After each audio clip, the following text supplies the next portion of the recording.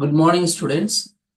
இன்னைக்கு நம்ம புல்லட் டெஸ்ட்ல நம்பர் 24ல இருக்கோம். டாபிக் பார்த்தீங்கன்னா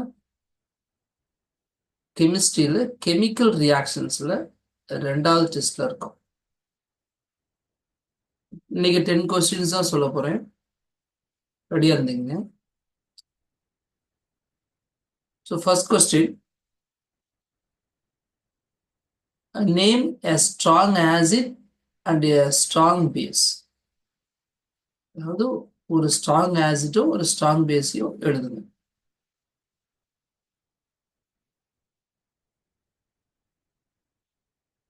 ரெண்டாவது கொஸ்டின்,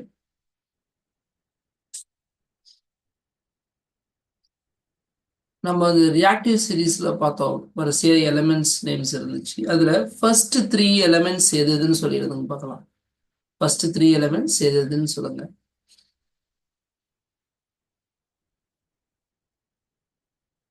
நெக்ஸ்ட் நான் ஒரு ஈக்குவேஷன் சொல்றேன், ரியாக்டன் மட்டும் சொல்றேன், லெஃப்ட் சைடு மட்டும் தான் சொல்றேன், நீங்க ரைட் சைடு கம்ப்ளீட் பண்ணிடுங்க. அயன், அதாவது Fe plus CuSO4, Fe plus CuSO4 gives dash and dash. அயனும் காப்பர் சல்பேட்டும் சேர்ந்தா நமக்கு எது எது கிடைக்கும்?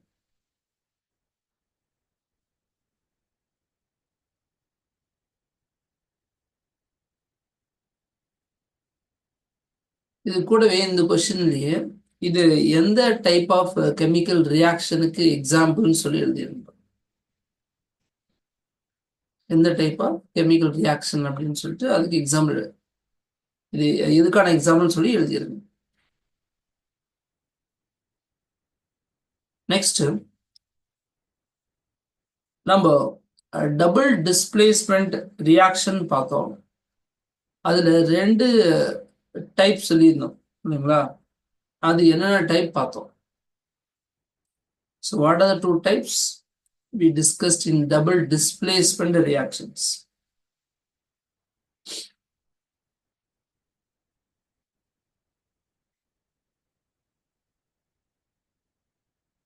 எழுதிட்டீங்களா? கொஸ்டின் நம்பர் 5, ஆசிடும் பேஸும் சேர்ந்துச்சுன்னா நமக்கு என்னென்ன ப்ராடக்ட் கிடைக்கும்? Acid plus base gives dash and dash.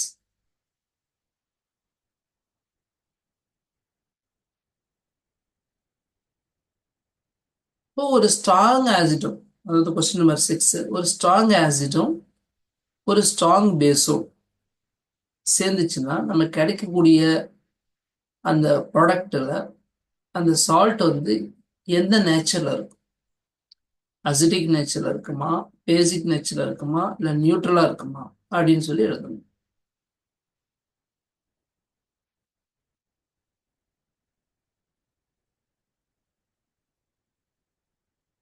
அப்புறம் நம்ம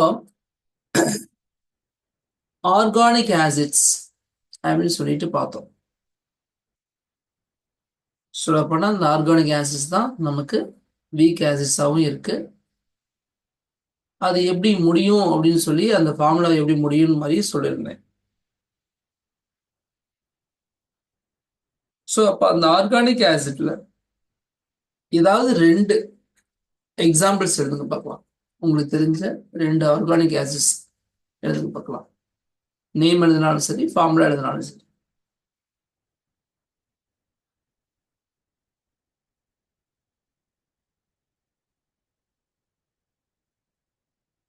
நெக்ஸ்ட் கொஸ்டின் நம்பர் 8.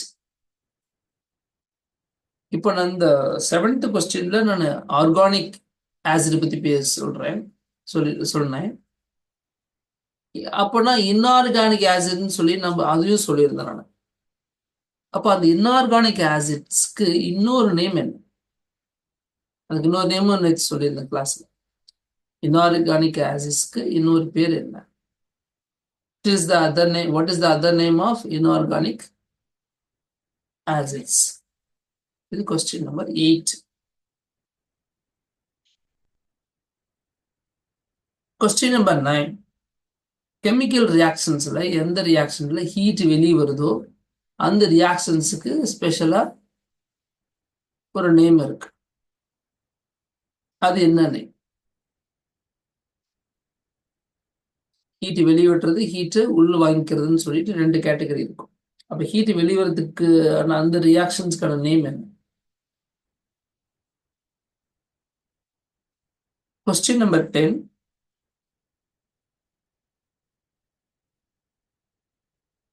மேல சொன்ன அதே கேட்டகரியில ஒரு எக்ஸாம்பிள் சொல்றேன். Burning of magnesium ribbon. Magnesium ரிப்பனை எரிக்கும் போது நமக்கு என்னென்ன பை ப்ராடக்ட் கிடைக்கும் எல்லாமே உங்களுக்கு தெரியும். அப்போ இது எதுக்கு எக்ஸாம்பிள்? ஹீட்டை வெளிவிட்டுறதுக்கான அதுக்கான எக்ஸாம்பிளா, ஹீட் உள்வாங்கிறதுக்கான எக்ஸாம்பிளா? அதுவும் அந்த ஸ்பெசிஃபிக் நேம் சொல்லி நீங்க சொல்லணும். அது முடியும் இல்லைங்களா? என்ன முடியும்னா எக்ஸோதெர்மிக், எண்டோதெர்மிக் அப்படின்னு முடியும். இதுல வந்து இது எந்த எந்த எந்த எந்த ரியாக்ஷன்ஸ்க்கான எக்ஸாம்பிள்னு சொல்லி எழுதினா போகும். ஸோ 10 கொஸ்டின்ஸ் முடிஞ்சிருச்சு. முடிச்சிட்டிங்கன்னா ஃபோட்டோ எடுத்து அனுப்புங்க. டெஸ்ட்டுக்கு அப்புறம் இந்த கொஸ்டின் உங்களுக்கு ரொம்ப நேரம் இருக்காது, நீங்கள் பார்க்க முடியாது. அதனால இனிமேட்டு டெஸ்ட் கரெக்டான டைமில் அட்டன் முடியாது. Okay, thank you. Nice day. Question இந்த வீடியோ பிடிச்சிருந்துச்சுன்னா ஃப்ரெண்ட்ஸுக்கு ஷேர் பண்ணுங்கள். இந்த சேனலை சப்ஸ்கிரைப் பண்ணாமல் இருந்தால் பண்ணிடுங்க. தேங்க்யூ.